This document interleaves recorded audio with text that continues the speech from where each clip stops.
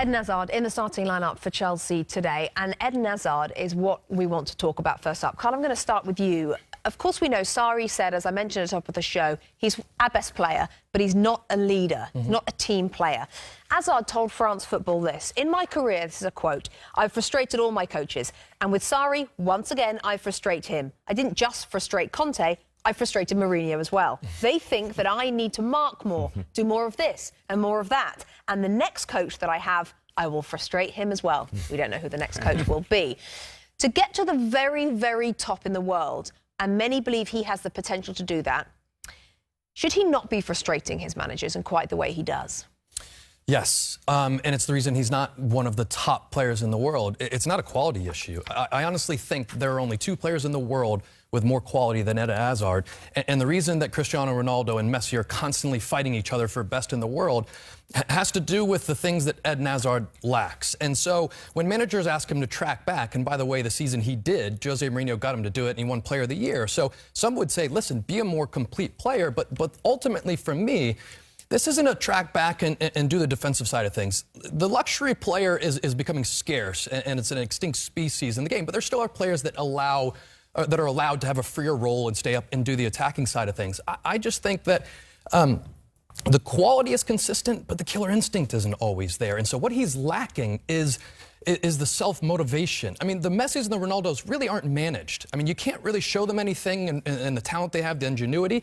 And they also have this incredible internal drive to take over games every single weekend. And when the moment's needed, to be the game changer or to set someone up and change the narrative and bring a team back into being successful week in, week out. He lacks that sometimes. And Roberto Martinez gave him the armband for his national team almost to kind of say, can you do that a little more often for us? So I ultimately think that Sarri's saying, listen, if you don't win us every single game, and Sarri says, you know, he can win a game in a moment. If you don't do it every game, we can't justify giving you that free role. You have to come back and help out this side. It's really interesting as well that he recognises that flaw, if you like, in his own character. And he's quite okay with saying, and I'm not going to change. Do you think it holds him back, that attitude? Absolutely holds him back, Rebecca. He's slightly flawed when we talk about the greats, and I slightly disagree with Messi and Ronaldo. I think they do their share of work. We can disagree on that. The problem I have with Eden Hazard, and I'm an Hazard fan in terms of what he does on the ball, is I think about the other 10. The other 10 players in his team who look at this guy and go, well, he's got free rein. He doesn't have to track back. That can become infectious. If one or two other teammates take that same attitude, Chelsea don't win games. Chelsea don't win titles. That's why we might have seen this Chelsea team going up and down.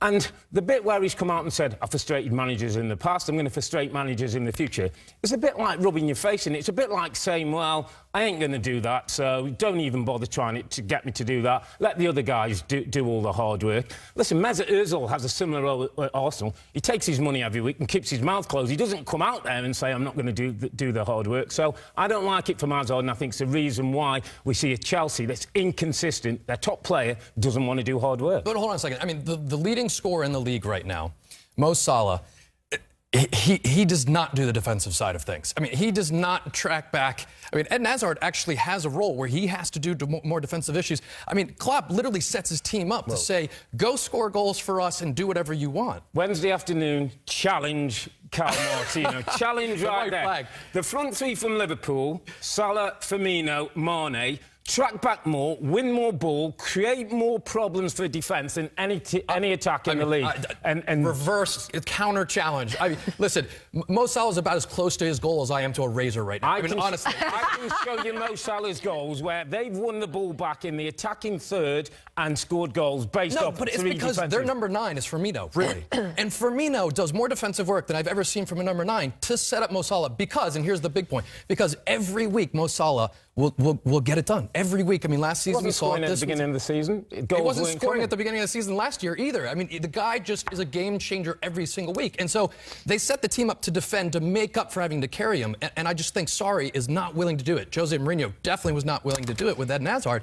And that's what he's saying is that, listen, you know what? I'm not going to track back because I'm a game changer like Mo Salah is. And so I just think that I agree with you. What he's saying, ultimately, players are going to say, well, listen, if we give you that free role every single week, you've got to be the guy that changes the game. The big centre forward they've just got, Higuain, doesn't look at Hazard and go, oh, he doesn't track back. I'm a big player. I won't track back as well. Chelsea are in problems. Let's also hope that Carl and the Razor get a lot closer very soon.